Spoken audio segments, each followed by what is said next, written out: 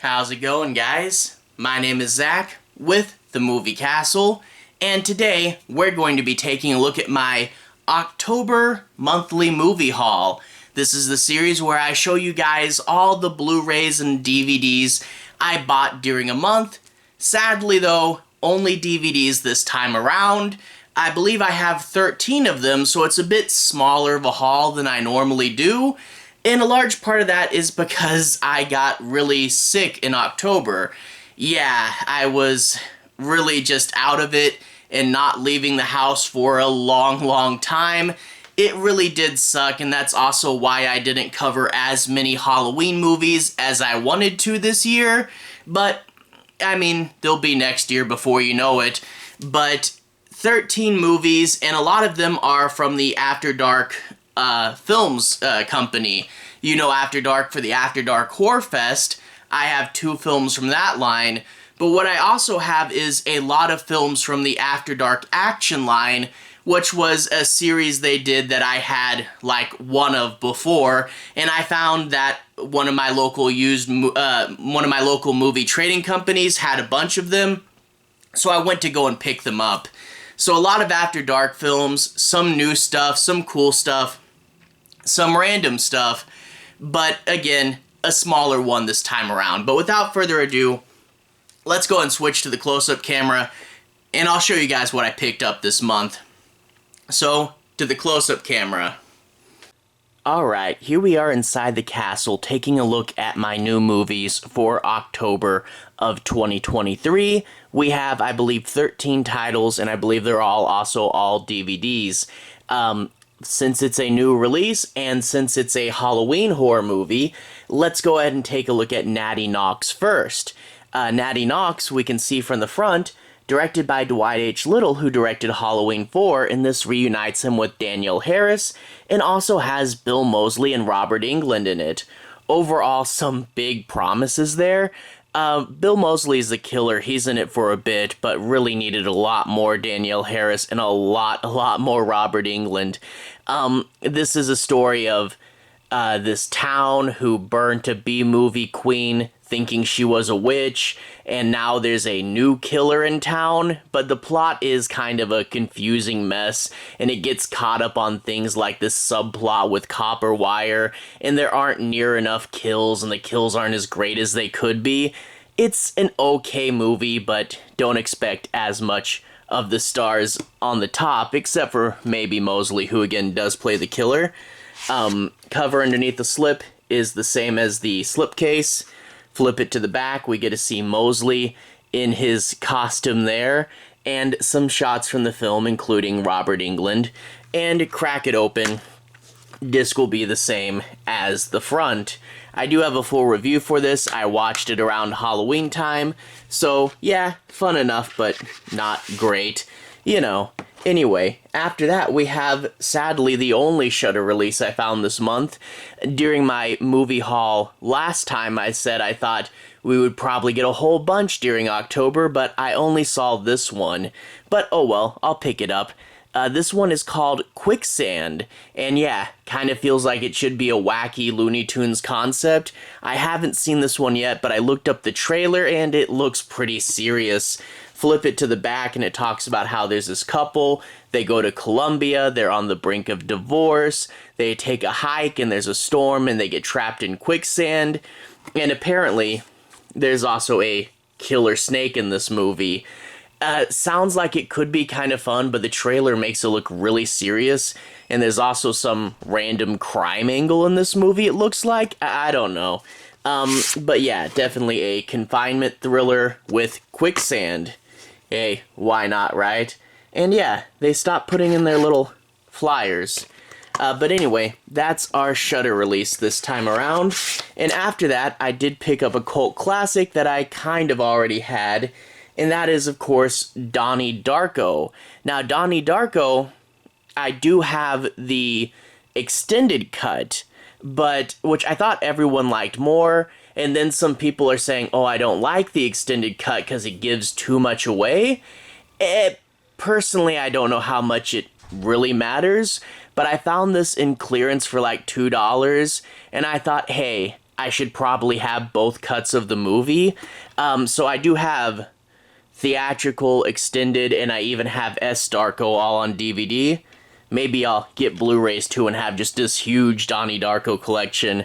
But anyway, Donnie Darko, it kind of talks about how there's this kid, he narrowly escapes death, and then gets these strange visions, and it talks about time travel and, you know, strange extra-dimensional paranormal activity, and of course you get the mysterious Frank in his bunny mask there.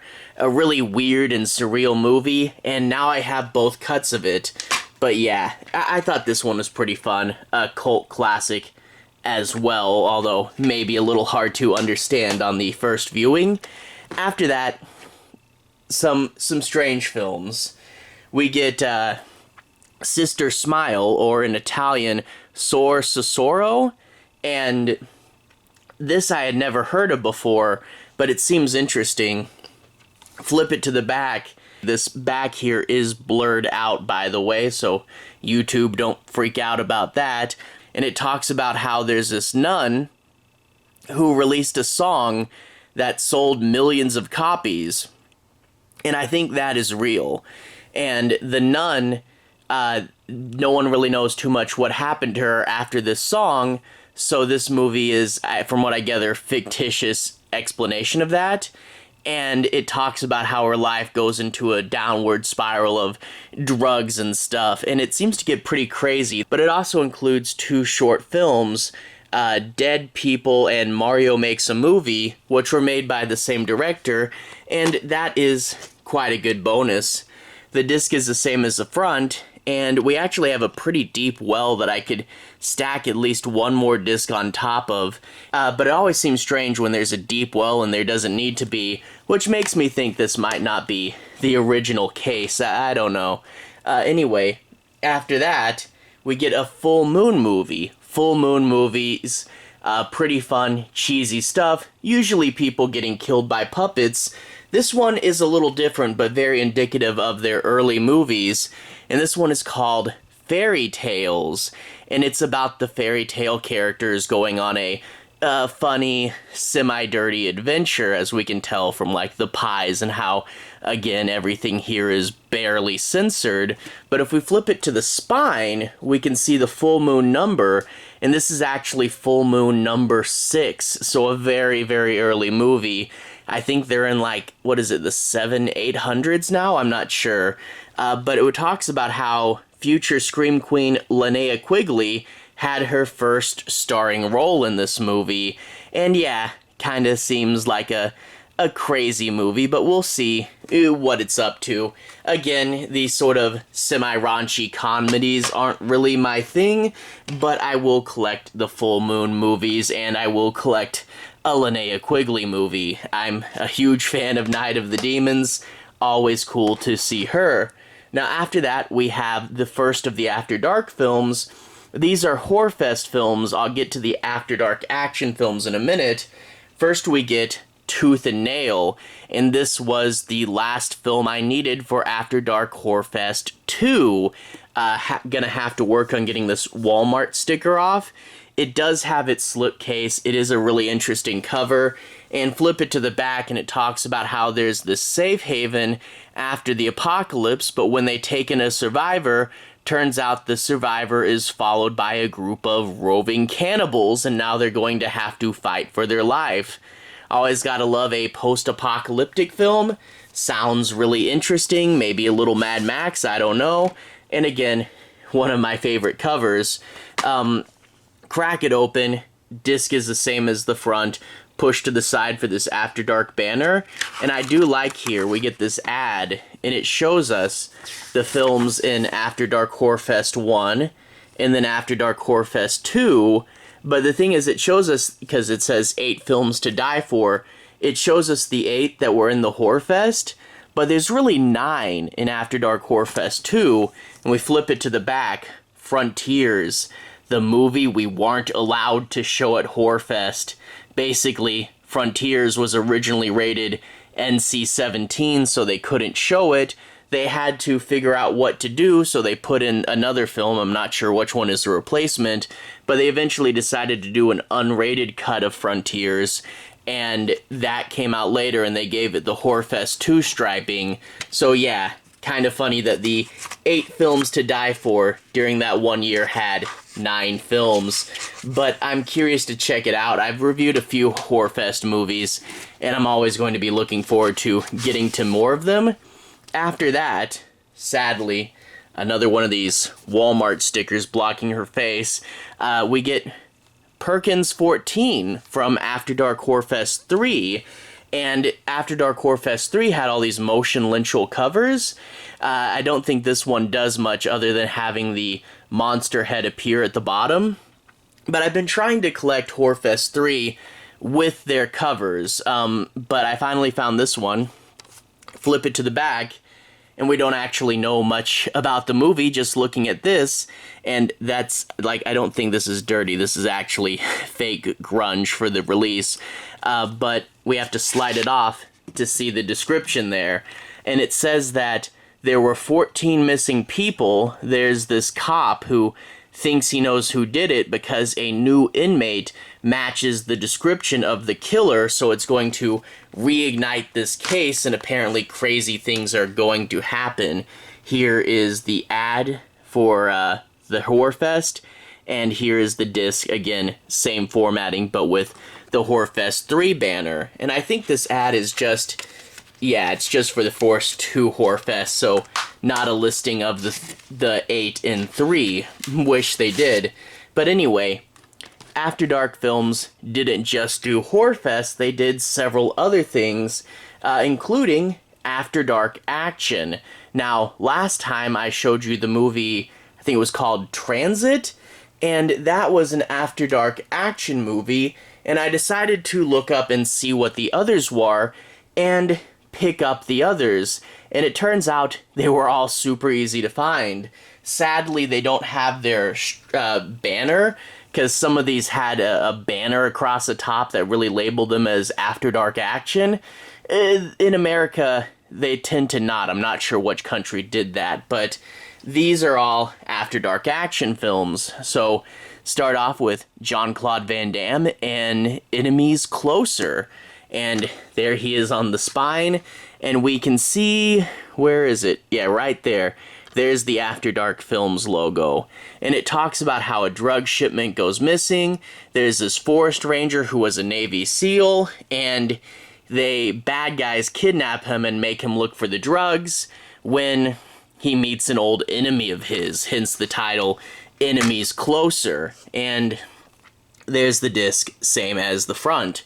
After that, we have another movie with Jean-Claude Van Damme, but this one actually also has Chung Lee in it, and I think it has, yeah, Peter Weller, so Scanners, Screamers, and RoboCop, but I put the Van Damme movies together, right? But anyway, this one's called Dragon Eyes, and it talks about how there's this city in New Orleans that not much hopeful is happening because it's run by crime lords, and a bunch of cool protagonists show up. And it actually, the back makes it sound like Chung Lee is the main character, but they start to fight this organized crime. Disc is black with silver showing through. And it's interesting too, probably why we don't get a line name, is this is WB, the last one's Lionsgate, so not as unified of an American release, but there is the tiny After Dark Films logo right there. And after that, we have Dolph Lundgren in Stash House. Every villain has his day, and you get him in red, him in green, peeking through the door. And flip it to the back, and it talks about how there's this couple that move into a house too cheap and too good to be true, which usually means it's haunted by ghosts, but not this case. It turns out in the walls of this house are a bunch of drugs, and some criminals are going to break in trying to get them back, because before it was for sale, it was the Stash House. So sounds like a good defend the base style movie, like Assault on Precinct 13 or something. Anyway, after that, we have Ethan Hawke and Selena Gomez in Getaway. This one was actually kind of hard to find because there's several movies called Getaway or The Getaway, and when I looked online, my local movie trading company said they had them all. I found them all but this one, but then when I was just looking through the stacks, I found this one misplaced, so a little bit of a hard time finding it. But it talks about how there's Ethan Hawke and his wife has been kidnapped, and a mysterious voice is telling him to drive this car and do a bunch of random tasks, and apparently they pick up Selena Gomez as some random passenger that kind of gets pulled into this unwillingly.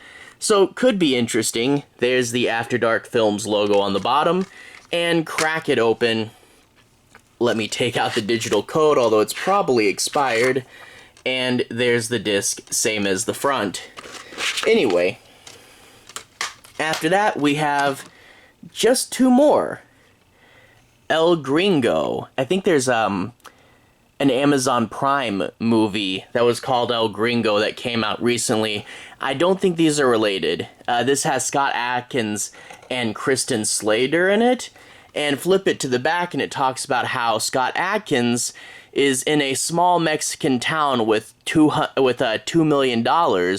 He's a former bad guy that just wants to retire on the beach, but when people find out he has money, everybody's going to come after him and they start to tear up this small town. Sounds interesting. And After Dark Films logo at the bottom, and crack it open. Disc will be the same as the front. Yeah, it seems like most of these were released by Warner Brothers. That one's a Lionsgate one. And this last one, yeah, Warner Brothers as well. This one is Philly Kid. And we flip it to the back, it talks about how there was this pro wrestler who, right after he got crowned a champion, was involved in the death of a cop, went to prison for a while, and is out on parole. But his friend gets into trouble, he needs money, so he's going to enter into mixed martial arts fights, and it's going to get crazy, and there's going to be a crime element. That could be cool. I don't have many sports films.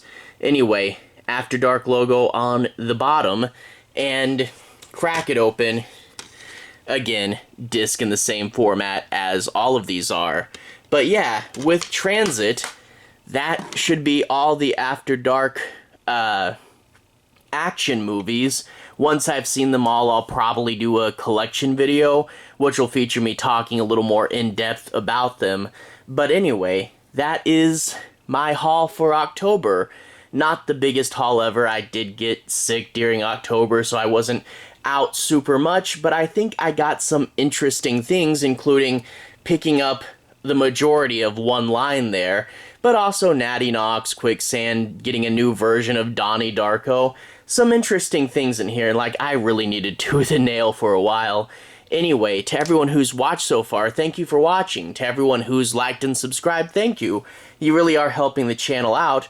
I'll leave a relevant playlist on the bottom. This should be my monthly movie hauls, and I actually started the monthly movie hauls in October of last year, so this is kind of the 1-year anniversary of this series, so that's pretty fun. Anyway, have a good day. I'll see you guys again very, very soon. Movie hauls playlist on the bottom. Have a good day now.